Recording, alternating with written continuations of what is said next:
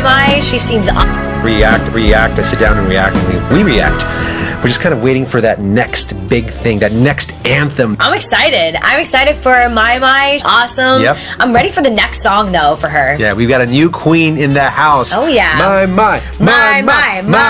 If you were bopping your React. I sit down and react, and we react. We're just kind of waiting for that next big thing, that next anthem. I'm excited. I'm excited for My. She seems awesome. Yep. I'm ready for the next song though for her. Yeah, we've got a new queen in the house. Oh yeah. My. If you were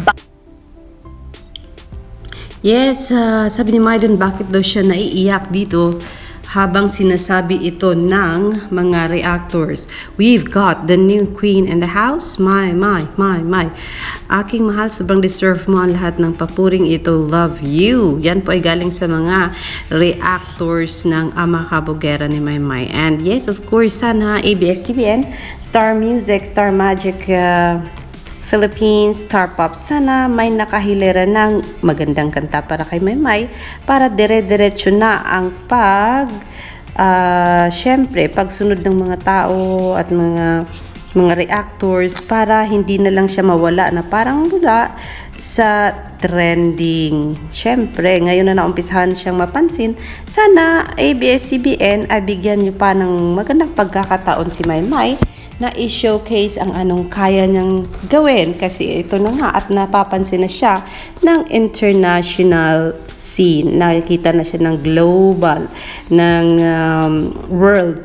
Sa kaliwat kanan ba naman na reaction ng mga reactors at hindi lang isa, may mga songs na rin si Maymay na kanila talagang sinusundan at kanilang binibigyan ng reaction. So, syempre, parang hello, Star Magic, baka mamaya ay bigla na lang ding mawala yung momentum ni Maymay at mawala na lang bigla siya sa mundo ng musika gayong naumpisahan na siyang makilala. Sana ay masundan na uli at may gagawin na uling bagong kanta ang Star Magic Philippines at ang Star Music Philippines at ang Star Pop para dire-diretso na siya sa pagbulusok at dire-diretso nang makilala ang kakayanan ng musikang Pinoy sa mundo. Hindi lang yung K-pop lang ang may kakayanan, kundi kaya rin nating mga Pinoy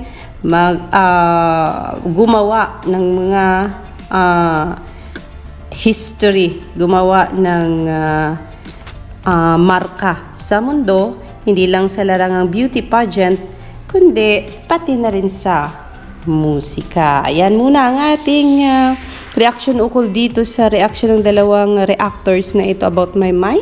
We are so happy for Mary Del Maymay Entrata and sana ABS-CBN bigyan nyo ng konsiderasyon ang pagkakataon na magkakaroon siya ng new music, new song or new album. And then may narinig